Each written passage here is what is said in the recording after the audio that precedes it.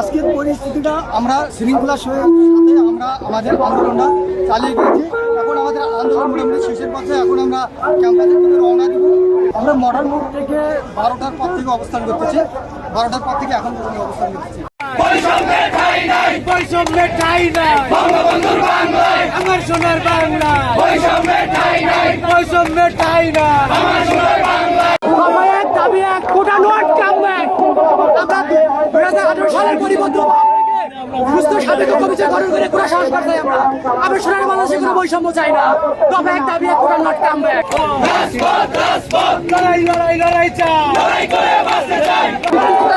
সুযোগ সুবিধারই তাদের নাতি নাতনিদেরও জন্য পারলে একটা ভাতার ব্যবস্থা করুন, কিন্তু আমরা চাই না যে তাদেরকে আমরা আমাদের মতো বাংলাদেশে প্রায় 4 লক্ষ বিসিএস পরীক্ষা দেয়, তার ভিতরে মাত্র তাদের জন্য 200টা সিট বা আরো তো 10,000 15,000 পরীক্ষার্থী দেয়, তাদের জন্য দেখা গেল 300-400টা সিট। এটা কি ধরনের বৈষম্য? দাবিটাই হলো মেধার মূল্যায়ন। আমরা এখানে যে মেধার মূল্যায়ন আমরা দেখতে পারি না, এটা সম্পূর্ণ বৈষম্য। আমরা চাই এই বৈষম্য দূর হোক এবং মেধার মূল্যায়ন হোক।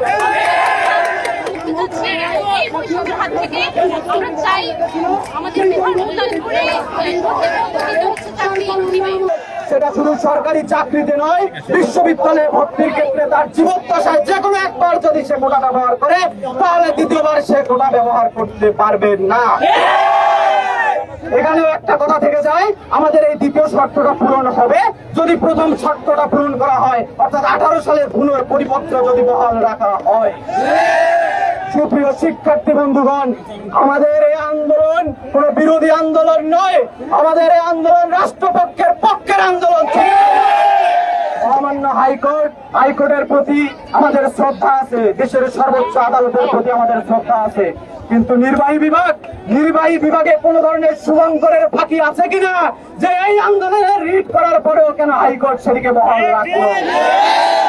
আমরা চাই দ্রুততম সময়ের মধ্যে পুনরায় নতুন করে বেঞ্চ গঠন করে দ্রুত এই শুনানি গঠন করা হোক, নয়তো ছাত্র সমাজে ক্লাসে ফিরে যাবে না। অনেক সময়